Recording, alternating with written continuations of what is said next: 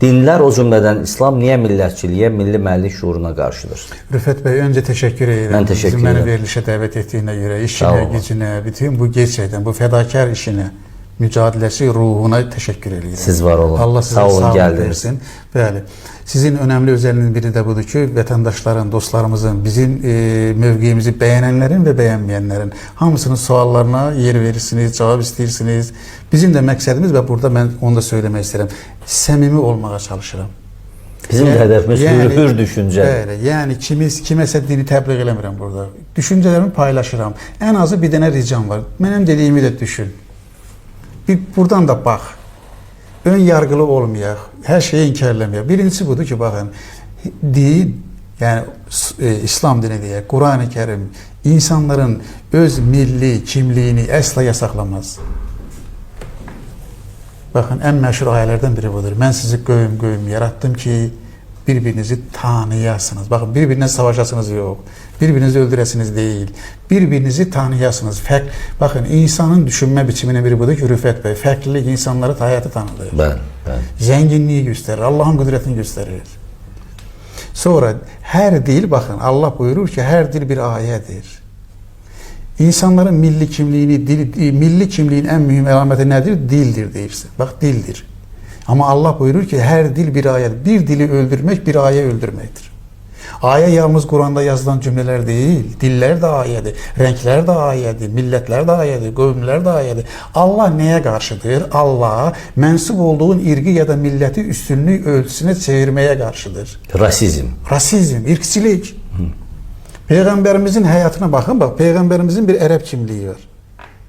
Bakın Peygamberi bizi ancak elə Peygamber kimi düşünürük. Elə değil. Peygamberimizi belə sıra gibi. Bak Peygamberin Ərəb kimliği var. Yedikləri Ərəb adetine uygundur. Ben Peygamberin yediğine mecbur değilim ki. O Ərəblərin içinde büyüyüp onların adetlerini görüp onlar necə yaşıyor. Ağız dadı var. İçi bəli. Peygamberlerin onların yediği gıda başka, Türklerin yediği başka, İngilizlerin yediği başkadır. Kim bize, hansı din bize mecbur edir ki peygamber ne yiyip sen de onu ye. Böyle bir şey yok. Peygamberin giyimi Ərəb adetine uygundur. Hava isti, səhra, çöl, o şəraitə uygun insan necə giyinebilirsə, o da o cür giyinib. Mən peygamber kimi, onun giyindiği kimi giymeye borçludur. Sünnə bu değildir. Öyle değil mi? Yani demək istəyirəm ki, peygamberin yediği, giyindiği, danıştığı, aile kurmaları, getmələri, gəlmələri bir Ərəb adətlərinə uyğunluğu var bunun. Ərəblərdən kənar değil ki peygamberin. Ama peygamberin tutaq ki dövlət başçısı kimliği var, peygamber kimliği var, dini kimliği var. Yani Allah bize her millete saygı duyup, yaradıp, dil verip, özellik verip, şekil verip. Ama neyi yasaklayıp? Bakın irkçiliği bir millete mensupluğu üstünlüğü ölçüsüne niye göre bunun acı neticesini diyeyim. Bakın Hitler ne etti? İrgi üstünlüğü şuarlı, ari irgi üstünlüğü şuarlı 50-100 milyona kadar insan öldü. Evet. Bugün Netanyahu neyidir? Üstün irk deyir ki cennette Allah bizim için yaradı. Biz seçilmiş milleti deyir. Üstün irk anlayışı milleti böler, parçalar, insanlığa büyük felaket getirir. Ama ben bir Türk kimi yaşamak isterim. O Ərəb kimi yaşamak isterim. Ben bir Fars kimi yaşamak isterim. Ben bir İngiliz kimi yaşamak isterim. Eyvallah yaşa. Üstünlük ölçüsü Allah ne koyuyor? Təqva. Təqva nedir? Bakın təqvanın əsl tərcüməsini bizim böyük alimiz Məhəmməd Əsəd verib. Deyir ki təqva Allah karşısında məsuliyyət şuurudur. Kim məsuliyyətlidirsə, ailəsi qarşısında, özü qarşısında, milləti qarşısında, dini qarşısında, en önemlisi Allah qarşısında məsuliyyətlidirsə, o təqvalı insandır. Bakın üstünlük ölçüsü təqva olsa savaş çıxar mı? Qırğın çıxar mı? Nifrət olar mı? Kin olar mı? Aydındır. Çok teşekkürler. Yeri gelmişken ben size teşekkür ederim ki ben sualları tabii ki o verilişin aşağısında yazılmıştı bunlar ve siz de izlemişsiniz. O suallara hazır gelmişler. Hatta alma da getirmişsiniz. Evet, alma da getirmişim ki insanlara aydın izah edeyim. Alma da Allah'ın ayəsidir. Çok teşekkürler. Evet. Keçirik deməli həyat tərzi din əsasında qurulan xalqlar niyə geridirlər? İnkişaf edə bilmirlər, qabaqda gedənlərin ardınca sürünürlər, normal adam ola bilmirlər və s. Bu da biraz qərəzli yanaşma olsa da cevap vereceğim. Suala göre teşekkür ederim. Bakın, hayat tərzi dinə uygun olan deyirsiniz. Baxın, mən də belə deyirəm. Bir ölkədə rüşvət varsa, haram varsa, yerliçilik varsa, saxtakarlıq varsa, zülüm varsa, oğurluq varsa, talan varsa, o ölkədəki yaşayan insanlar müsəlman olsalar da gerçəkdən müsəlmandırlarmı? Gerçəkdən bizim həyatımız dinə uyğundur. Baxın, bizə deyirlər ki, din geri qalmağımızın səbəbi dindir. Mən də deyirəm ki, əziz Rüfət bəy, sevgili Rüfət bəy, Quran-ı Kərimin 6236 ayəsi var. Mənə bir dənə ayə kimsə göstərə bilərmi ki, bax bu ayəyə görə biz geri qalmışıq? Amma Sovetlər Birliyində din qadağan olunmuşdu, amma qərblər müqayisədə çox geri qalmışdılar. Bu da var. Bu şey nümunədir. Yəni xristianlar hamısı irəli mi gedib? Rusiya çox mu irəlidədir? Xristian olanlar hamısı irəlidədir? Yox, burada bütün dinləri deyir. Mən onun əsasında qururam. Yəni yox, orada İslamı əsas nəzərdə tutur da. Yəni geridə qalanlar İslam müsəlmanlar. Bax, mən deyirəm ki, bəy, Azərbaycan xalqı Quranı oxudu, mənimsədi. 6236 ayənin hökmünə əməl elədi, ona görə geri qaldı. Ya bu millətin Qurandan xəbəri yoxdur. Elə isə ona görə də bəy, biz Allahın kitabına uyğun yaşamadığımıza görə geri qalmışıq. Baxın, Norveç niyə irəli gedib? Sizə söyleyeyim. Norveçlilər Allahın ayəsini yerinə yetirmir. Allah deyir ki, təhsilli olacaqsan, onlarda təhsil var. Yox, bir sayacaq, hər şey aydınlaşdıracaq. Zorla qəbul, argument qoyacaq ortada. Baxın, Norveç, İsveç, Alman, Fransız, İspan niyə irəli gedib? Niyə İtalyan irəli gedib? Allahın ayəsini yerinə yetirmir. Allah nə deyir? Deyir, oxu, biz oxumuruq. Rüşvət alma, biz rüşvət alırıq. Oğurluq eləmə, biz oğurluq eləyirik. Saxtakarlıq eləmə, biz saxtakarlıq. Ədalətli ol, biz zülm eləyirik. Yalan danışma, biz yalan danışırıq. Baxın, orada Allahın insanlığa verdiyi, Allah istəyir ki, bəy, insan hürr olsun, hürriyyət olsun. Hürriyyətin inkişafın əsası deyir budur. Almanlar, Fransızlar, İngilislər, bax, sizə bir müəllim kimi deyirəm onu. Mənim dünyanın elə bir qabaqcı universiteti yoxdur ki, orada tələbəm olmasın. Hamısından da əlaqam var. Deyirlər ki, müəllim, bunlar bizdən üstün deyirlər. İngilislərin içərisində oxuyub, İngilis Universitetində, Toronto Universitetinin birincisi olan Azərbaycanlı var. Kanadada. Bəli. Yaponiyada, Kanadada, Oxfordda, hansı universitetdəysən orada mənim tələbəm var. Onlar mənə nə deyirlər? Deyirlər ki, müəllim, bunların inkişafının səbəbi o deyil ki, Allah Almanları üstün yaradıb. Xeyr, onlara nə veribsə bizə də ondan verib. Onlarda hürriyyət olduğuna görə, azadlıq olduğuna görə, təhsil olduğuna görə, ədalət olduğuna görə, elmə, təhsilə təşviq edilib, millət, dövlət olaraq elmi, baxın, onların büdcəsinə gedin yoxlayın. Almanların, Fransızların, İtalyanların, Amerikanların büdcəsindən ən çox para ayrılan yer elm və təhsildir. Bəli, ya biz elm və təhsilə, baxın, Azərbaycan büdcəsinin, bəy, mən sizə akademiyada işləyirəm. Azərbaycan büdcəsinin hər 100 manatının 20 qəpiyə elmə ayrılır. Dəhşət. İndi biz müsəlman olduğumuza görə geri qalmır. Allah deyir ki, büdcəndən 20 qəpiyə elmə pul ayır. Biz bütün pisliyimizi yığırıq, Allahın üzərinə qoyuruq. Haşa, Quranın üstünə atıyor. Müsəlman olduğumuza geri qalmışıq. Müsəlmanlıq deyir ki, küçələriniz zibil içində olsun. Müsəlmanlıq deyir ki, başqalarının haqqını oğurur, səsini oğurur. Baxın, bir şey deyim də sizə. Bax, bir sadə izah deyim. Bir adam yol hərəkət qaydalarını pozaraq bir sürücü gedir, qəza törədir. Tamam mı? Siz o yol hərəkət qaydalarını qoyan dövləti ittiham edirsiniz, yoxsa yol hərəkəti qoyan qaydaları pozan sürücünü ittiham edirsiniz? Hansını edersiniz ittiham? Aydındır yəni. Sürücünü değil mi? Əlbəttə. Peki, niyə görə? Çünki sürücü o qanuna əməl eləmədi. Baxın, Quranı o zaman ittiham edə bilərsiniz ki, Quran yalana, oğurluğa, rüşvətə, harama izin versin. Əgər bir müsəlmanın günahını İslamın və Quranın günahı kimi qələmə verirsənsə, o zaman haqlı ola bilərsən ki, sənin iddia etdiyin kitab oğurluğa izin versin. Ya bir adam adın müsəlman qoyub saxtakardırsa, dinini həqiqətən yaşamırsa, günahı bunun Quran olur. Quran oğurluğa izin verir, yalana izin verir, iftiraya izin verir. Yəni bizim geridə qalmamızın səbəbi haqqa, hürriyyətə, ədalətə, azadlığa, inkişafa, elmə, təhsilə önəm verməməkdir. Aydındır, aydın. Çox təşəkkür edirəm. Suallarımız çoxdur, ona görə birbaşa dayanmadan suallara keçirəm yenə. Qurana görə əgər Allah özünün pis yaxud yaxşı proqram, alın yazısı üzrə yaratdığı insanları özü o dünyada mükafatlandıracaq cənnət və ya cəzalandıracaqsa cəhənnəm, onda ərəbin İslam dini bu dünyada dini qaydada hansı məntiqlə cəzalandırır? Sual aydındırmı? Sual biraz dolaşıq oldu ama Çünki mənə də dolaşıq oldu. anladığımı deyim. Birinci ben bunu her zaman derim. Sizlə də dəfələrlə müzakirə etmişik. Bakın İslam başka bir şey, Ərəb bir başka bir şeydir. Belə deyirəm, bəlkə yadda qalsın. El-Əziz olan Allah Ərəb değil. Ha.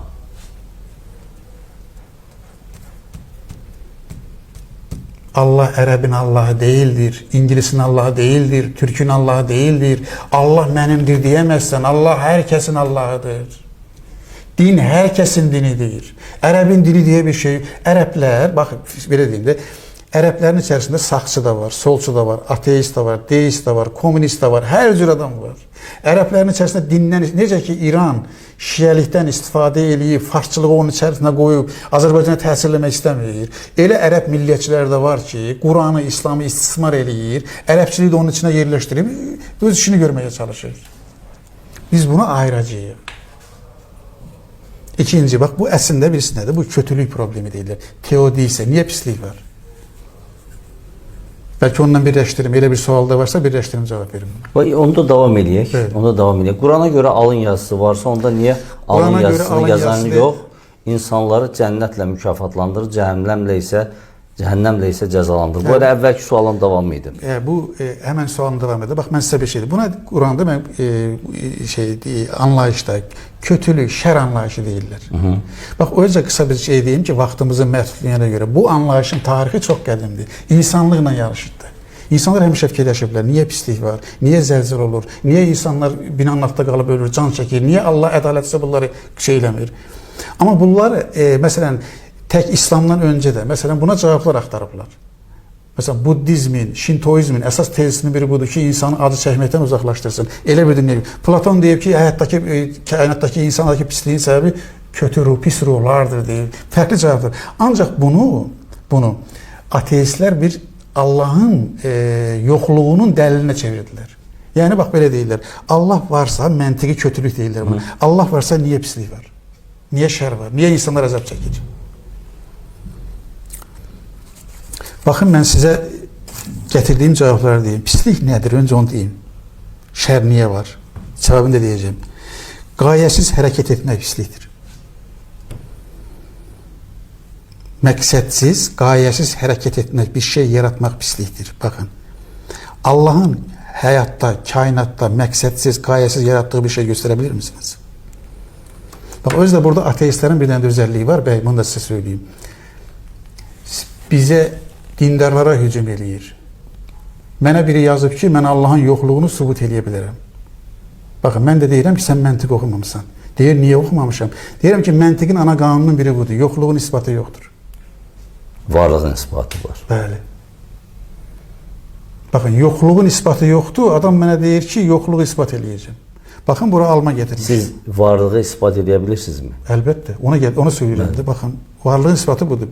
Kainatta gördüğünüz her ne varsa bu şeyler var hamısında. Elm var. Bak bu alma var ya burada. Bu almanın içerisinde bir elm var mı yok mu? Şübhəsiz. Bunu araştırır alim. Diyor ki bunun terkibinde bu kadar su var, bu kadar karbon var, bu kadar hidrogen var, bu kadar demir var vesaire. Var mı var mı? Ya da belə deyirlər. Deyirlər ki bunları təbiət qanunları yaradıb. Bakın bir ev düşünün ve onu bize sual veren kardeşim bir ev düşünün. O eve ait olan bütün levazimetler hamısı olsa meşenin içine koysak, bir yere koysak təbiət qanunları ev tiker mi? Tiker. Yok, tabii ki yok. Peki o evi kim tikti? Eğer bir adam iddia ederse ki bu alma özünü yaradı, onda onun ben ağlıma şüphe ediyorum yani. İki, her varlığın içinde bu kısaca böyle söyleyeyim. Bir elim var. Ağıl var. Bakın, ağılsız varlık, ağıllı varlık yaratabilmez. Kar adam mikrofon yaratabilmez. Yani siz deyirsinizsə ki bunu madde yaratıp, təbiətin qanunu yaratıp bunu demiş olursunuz. Maddenin içinde iki şey var kardeşim, bunu demiş olursunuz. Biri atomlardır. Diyebilirsiniz ki atomların tesadüfi nəticəsində bu ortaya çıxır. Doğru mu? Belə diyebilirsiniz de. Peki tesadüfün tarifi nedir? Tesadüf Ərəb sözüdür. Tesadüfün tarifi budur. Tekrar olunmayan şeyler. Bütün insanlarda ciğerin yeri, ciğerin işleme kanunu eynidir. Göz eyni yerde de eyni işleme kanununa tabidir. Bütün sistem böyle hamısını say. Elə bir organın yoxdur ki, orada gayesi olmasın ve hamısında eyni şey her gün tekrar olunur. Buna tesadüf mü deyirsiniz? 2. Deyə bilərsən ki, yox, mən maddənin içindəki atomların təsadüfü demirəm, qanunlar bunu yaradıb deyirəm. İndi mən də belə deyirəm, qanunun ağlı varmı? Qanunun iradəsi varmı? Bir şey yaratmaq üçün elm olmalıdır, qanunda elm yoxdur. Bir şeyin elm olması üçün qüdrət lazımdır, baxın, güc lazımdır, iradə lazımdır, qayə lazımdır. Qanunda bunun hansı var? Yol hərəkət qanunları var. Qırmızı işıq yananda maşının dayanmasının səbəbi qırmızı işıqdır yoxsa insandır? Qırmızı işıq qanundur. İstəsə belə maşını dayandıra bilərmi? Dayandırar, dayandırmaz. Yox, əlbəttə. İnsan qərar verəcək. Yəni nə demək istəyirəm? Baxın, bütün varlığın içində, hamısının içində bir elm var, ağıl var, iradə var və qüdrət var və qayə var. 5 dənə şey var. Heç bir qanunun ağlı da yoxdur, heç bir təbiət qanunun ağlı da yoxdur, heç bir şey öz-özünə yarada bilməz. Evə getsən, görsən ki, stolun üzərinə gözəl bir dəstə qırmızı gül qoyub. Nə deyəcəksən? Deyərsən ki, bu gül özü mü gəldi durdu burada? Ona görə bu Allahın varlığının dəlilidir. 2. Pislik niyə var? Baxın. 2. Haqlının haqqını verməmək pislikdir.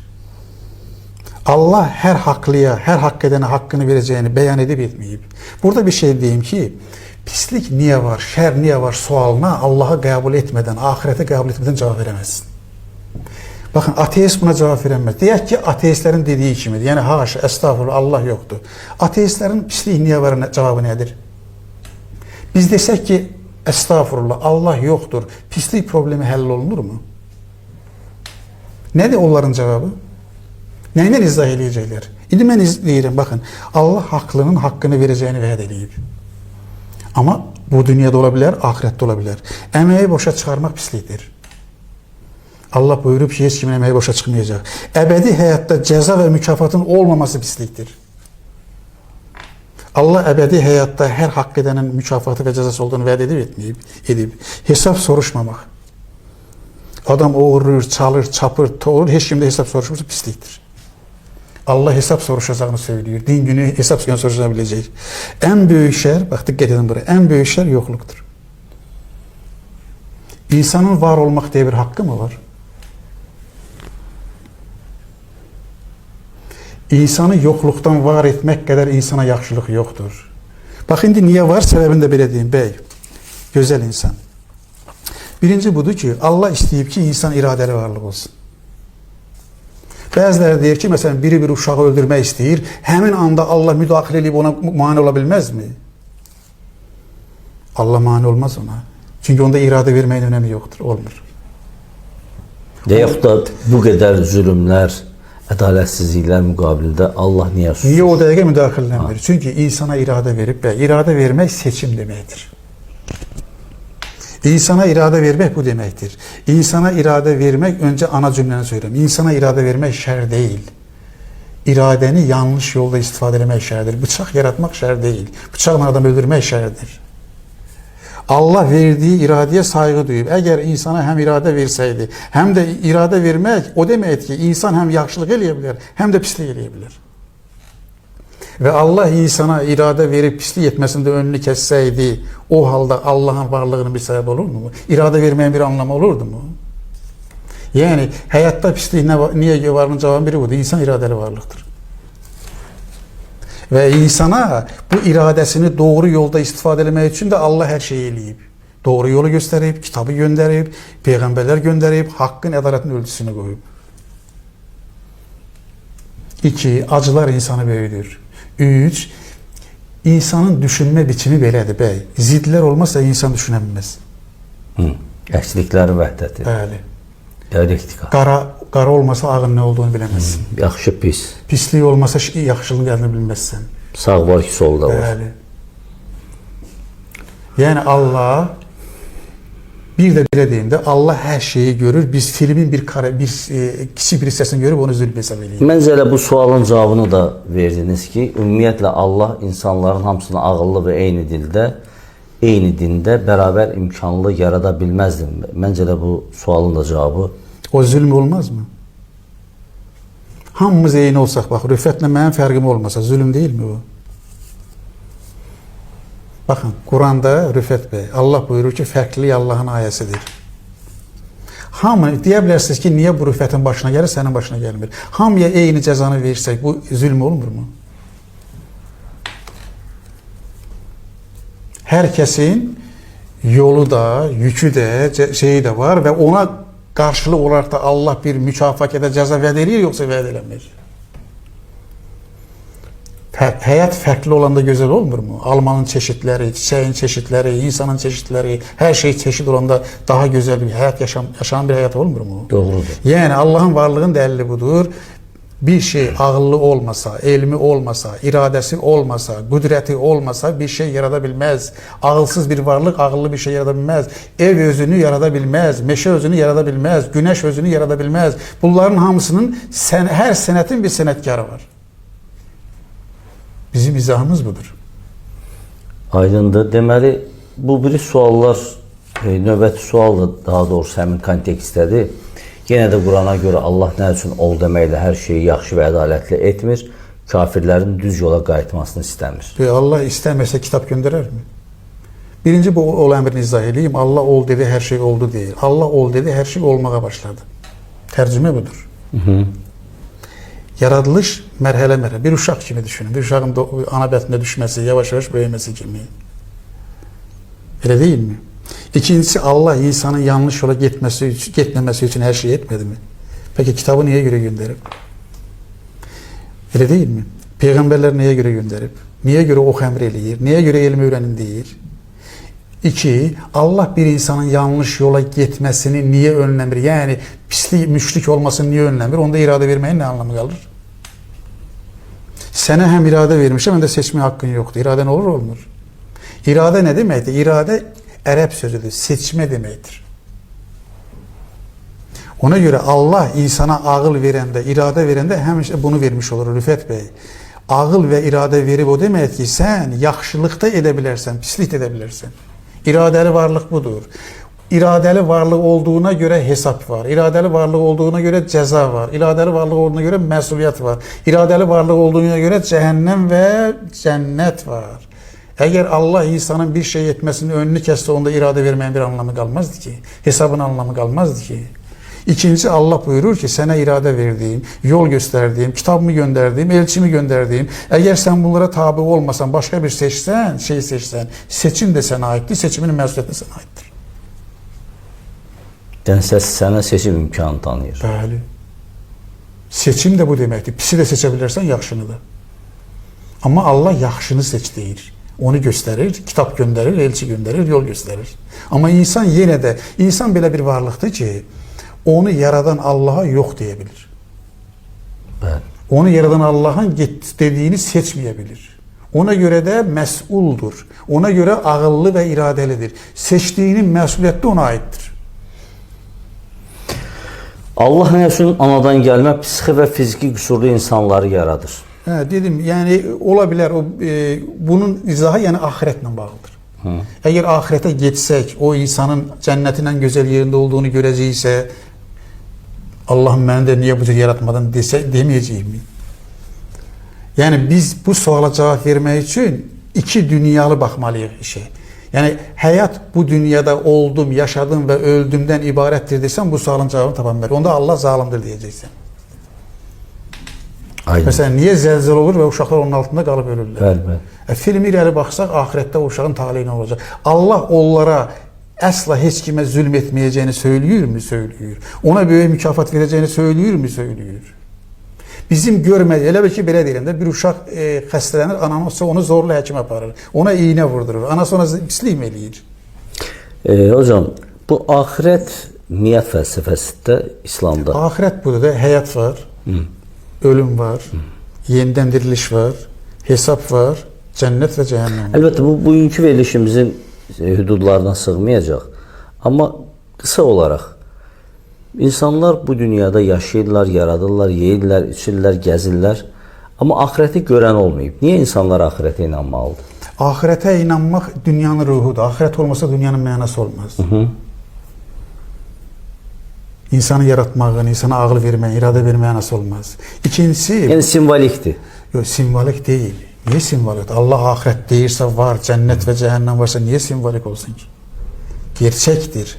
Simvolik değil. Allah buyurur ki ebedi ve gerçek hayat ahiret hayatıdır. Ama ilmi əsası var mı? Elm birisi nədir? Elmin özelliği budur. Tecrübeye əsaslanır. Bəli. 5 duyğuya əsaslanır. Mesela belə deyirəm də H2O suyun tərkibidir. Elm bunun tərkibinin H2 olduğunu söylüyor. Ama elm bu suala cevap verə bilmir. Suyun tərkibi niye H2O'dur, başka cür değil. Elm kim yarattı, ne için yarattı sualına cevap verir. Yəni var olanı sübut edir. Elm necədir sualına cevap verir. Səbəb nəticə əlaqəsi görür. Bəlkə növbəti verilişlərdə bu mövzuya bir də qayıdaq. Axirət məsələsini biraz dartışaq əslində burada. Çox maraqlı olar. Çünki bəlkə də çoxlu sualları, bu cür sualları... Ahiretin varlığı haktır. Ahiret həqiqi həyatdır. Bu dünya müvəqqətidir. Mən sizə bir dənə söz deyim də, ahiretin varlığına insan iman edir. İmanımızın mövzusudur. Aydın. Bilgimizin değil. Aydın. Yəni inanmaq Allah'a lazımdır. inandığımıza göre Allah'ın emrini de yerine getirmiş oluruz. Ahiret olmasa dünyanın da bir mənası qalmır axı. Əbədi. Əgər insan ahirete inansa, bak bu dünyada niye pislik var, niye zulüm var, niye insanlar oldu, niye zelzele oldu, bütün bunların hamısının cevabını orada tapmış olacak. Çox təşəkkürlər. Qaydaq suallara. Zaten təxminən 10 dəqiqəmiz var buradan. Bizə qılınc gücünə qəbul etdirilmiş ərəbin İslam dinini hansı əsasla Türkün milli mənəvi dəyəri saymaq olar? Növbəti sualı oxuyum ki, bu bir-birinə bağlı suallardır. Kısaca diyeyim, dinde mecburiyet yoktur. Heç kime qılınc gücünə din qəbul etdirməzlər. 2. Bunu dəfələrə təkrar edim. Ərəbin dini diye bir din yoktur. Allah ərəb değildir. Burada bir başka sual da var. Xəndək və başqa dini qəbul etdirmək üçün döyüşlər Məhəmmədin, yəni İslam Peyğəmbərinin iştirakı ilə olmayıb mı? Allah Resulü heç kime zorla din qəbul etdirməyib. Bir dənə fakt göstərəməzsin. Allah Resulü heç kime imana getirmək üçün savaşa getməyib. Allah Resulü'nün bütün savaşları müdafiə savaşlarıdır. Onları öldürməyə gələnlərə qarşı savaşlardır. Bir dənə fakt getirseniz ki, Allah Resulü filan kəsin boynuna qılıncı dirədi və dedi ki, iman getirməsən başını kesəcəm, bir dənə də yoxdur belə. Çünki Allah Resulü bunu etməz. Niyə görə? Dinde mecburiyet yoktur. Maraqlıdır. Yəni bizi qılınc gücünə qəbul etdirilmiş ərəbin İslam dini hansı əsaslarla Türkün milli mənəvi dəyəri saymaq olar? Hər halda Türkün milli mənəvi dəyərləri var idi, İslamdan qabaq da var idi, elə deyilmi? İslam onu inkar eləyirmi? Niyə inkar etsin? Hansı dəyərimizi inkar eləyib? Deyib ədalətli olmayın. Din nə deyir? Deyir Allah'a inan, ədalətli ol, yaxşılıq elə, xeyri ya, mərhəmətli ol, zülm eləmə. Bəlkə burada bu fikirdən çıxaq, indi mən müdaxilə etmək məcburiyyətindəyəm. Niyə görə? İslam prinsiplərində Allahın qoyduğu qaydada, Quranda yazılanlara istinadla belə bir şey yoxdur. İslamın, Türkün də milli mənəvi dəyərləri deməli bizim milli mənəvi dəyərlərimiz nədir? Onu mənə saya bilir misiniz? Tarixdən gələn Türkün ədaləti deyirlər. Ədalət deyir. Ədalət Türklə bağlı deyil ki. Ədalət bir dəyərdir. Kim sahib çıxsa onundur. Türk ədaləti, Fars ədalət diye bir şey yoxdur. Bəy, ədalət var. Kim ədalətə sahib çıxırsa ədalət onun olur. Azadlıq var. Baxın. İslamın ilkin illərində məvali deyilən bir anlayış var idi. O məvalilik və əcəm anlayışı var idi. Bunlar qeyri-ərəblərə münasibət. Yəni bunun İslama dəxli yoxdur. Bunu ərəblər tətbiq edib. Həmin o dediyiniz kimi şovinist ərəblər. Bəli. Eləmi? Mən də onu söylüyorum. Yəni mən belə anladım dediyinizdə. Yox, elə həqiqət də odur. O ərəbçilik eləyən, irqçilik eləyən, məvaliləri istismar eləyən, ona öz həyatını belə deyim, yaşamağa izin verməyən dinin hökmü deyil ki, bayaq söylədim. Dini siz o zaman ittiham edə bilərsiniz ki, o dinin kitabı ona izin versin. Hə. O dinin kitabı sizdən olmayanları kölələşdirin mi deyir? O dinin kitabı sizdən olmayanlara gidin qılınc günə müsəlman edin mi deyir? Bax, ərəblərin içərisində bunu eləyən ola bilər. Yəni, su-istifadələr olub, belə sürük. Və burada bir önəmli məqam var. Mən son sualı da oxumamışdan qabaq. İnsanları narahat edən məqam bundan ibarətdir ki, buna da bir qısa da olsa aydınlıq gətirək. Bəli. Bütün bunlar məhz İslam adı altında tətbiq olunub. Nələr? Həmin o ədalətsizliklər, türkün haqqına girmək, nə bilim, digər ərəb olmayan haqqına girmək İslam adı altında tətbiq Evet, bir olunsa... misal dedim, bak bir dene. Yol hareketi qaydalarını pozanda kimi ittiham edirsiniz? Yol hareketi qaydalarını koyanı mı, yoksa o kanunu pozanı mı? Pozan əlbəttə. Eyni şeydir de, bakın bu işi adalet ve insafla yanaşacağız. Bir var Allah'ın dini, bey. Bir de var Allah'ın dininden istifade edip bunu Ərəb millətçiliyinə, Fars millətçiliyinə, Pakistan millətçiliyinə, Azərbaycan millətçiliyinə çevirip vasıtaya çevirmek dinin günahı değildir. Mənim kitabımı o zaman ittiham edə bilərsiniz ki, mənim kitabım sizin dediklərinizə izin versin. Sən mənə deməlisən ki, bax bəy, Kur'an'ın falan ayəsində deyir ki, Türkləri qılınc gücünə müsəlman eləyin. Göstərə misin belə bir ayə? Sen benim kitabımı o zaman ittiham edebilirsen ki, benim kitabım desin ki, bey, burada Kur'an Allah deyip ki, bak, Ərəblərdən yox, Türklərdən rüşvət alın. İnterpretasiyalar fərqli olub da. Mesela deyir, Kur'anda qeyd olunan Yəcüc Məcüclər Türklər imiş. Yəni belə bir fikirlər ona də var. biz deyəcəyik ki, dəlilin nədir? Hər şeyi ağıldan həll edəcəyik. Yəni İslamı, Allah'ı ərəb eləmək, Kur'an'ı ərəb eləmək, ərəb dini eləmək qədər insafsızlıq və elimdən kənar bir cəhalətdir bu. Olmaz belə bir şey. Amma ərəblər də İslamdan istifadə edib öz milli deyə şəxsi çıxarlarını həyata keçirmək istəyiblərmi? Bəli, ediblər deyirəm. Dindən istifadə ediblər. Amerikanlar demokratiya adından istifadə edib millətləri istismar eləmirlər. Liberallar liberal dəyər adı ilə istifadə edib kişi ilə qadını evləndirmirlər və bizim gətirib Azərbaycan mədəniyyətinə soxmurlar bunu. Niyə etiraz eləmirsiniz ona?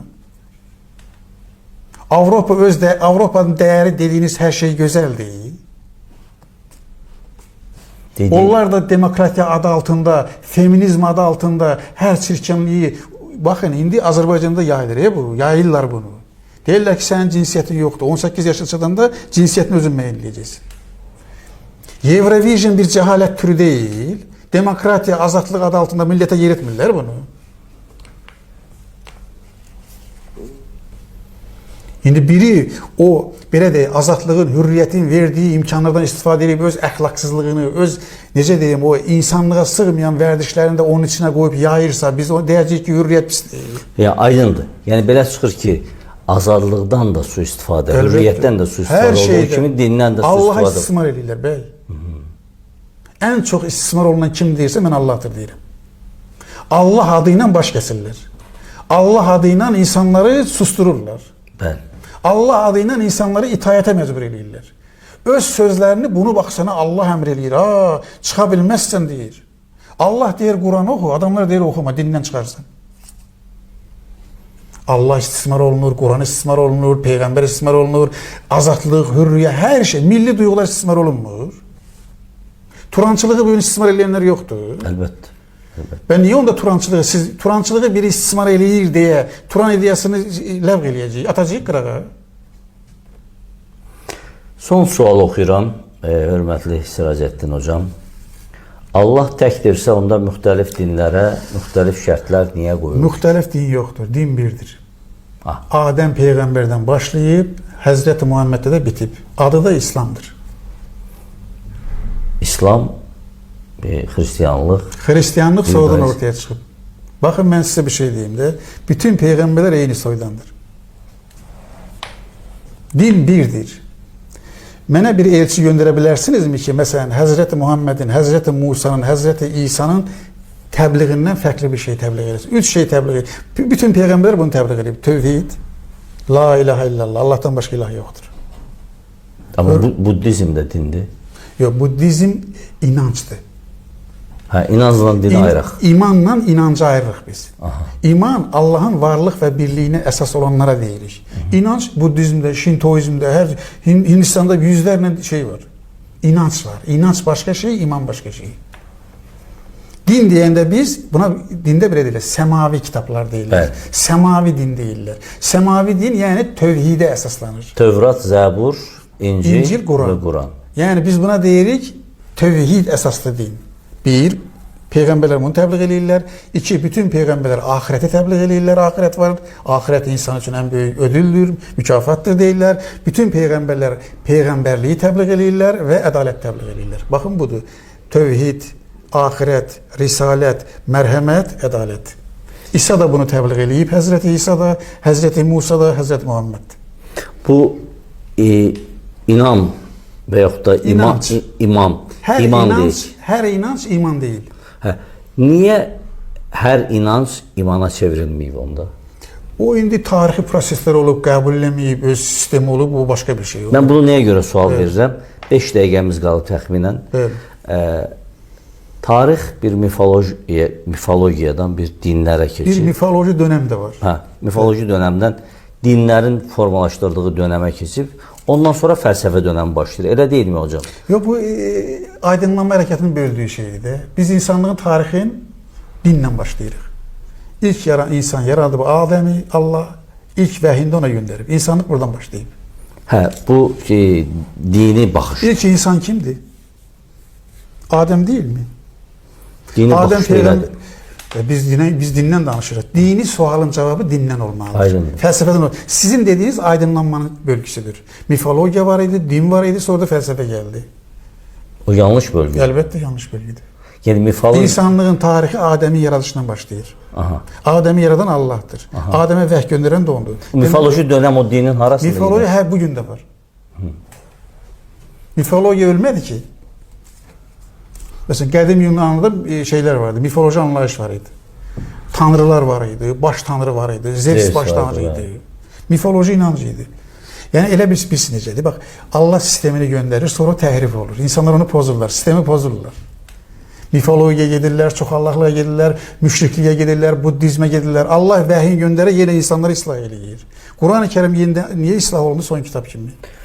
Çox təşəkkür edirəm, amma bir şeydən insanlar da müəyyən mənada haqlıdırlar. Nəyə görə? Uzun illər dinə həsr eləmiş insanlar var. Mən məsələn 2007-2009-cu illər arası İranda 2 tanınmış Ayətullah Uzma həyatını itirdi və onlardan birinin 97, birinin də 80 civarında yaşı vardı. Və onların anbaan bütün görüntülərini canlı yayımda yayırdılar insanlara. Mən bunu bəlkə də bir dəfə də demişim. Və mən sual verdim orada bir din aləminə ki, baxın, İslamda əbədi bir həyat var, dində əbədi bir həyat var. Axirət var. Axirət var. Bəli. İnanırsınız, inanırıq. O o artıq rəhmətə getmişdi o şey. Ayətullah Foməni 97 yaşında. Onu saxlayıb, canbəsər edib, bir ay hər an və an ona sistem qoşulurdu, onu televiziyada təqdim etməyin nə anlamı var? Madam ki, Həzrət Əli zərbətlənəndən son 3 gün sonra həyatını itirəndə dedi ki, mən əbədi həyata gəlirəm, bu dünyanın əzabından, əziyyətindən qurtalar. Qurtuldum Allah dedi. Bunu saxlamaqla nə anlamı var? Mənə maraqlıdır şəxsən. Niyə? Nə dedilər? Heç dedi ki, o həkim öz işini görməlidir. Ona müalicə olmalıdır. Onu geri qaytarmaq mümkün deyil. Adamın artıq belə deyək, Tanrı tərəfindən ona verilən həyat sona çatıb. Amma onu zorla saxlayırdılar. Bax, bunu deyilənlər elə dinlə məşğul olanlar idi. Bütün həyatını mütaliədə keçirmişdi. İnsanlar ona görə bu axirət məsələsində şübhəli yanaşırlar. İndi biz necədir bəy? Burada haqlısınız. Niyə görə haqlısınız? Çünki insanlar örnəklərə baxırlar. Bəli.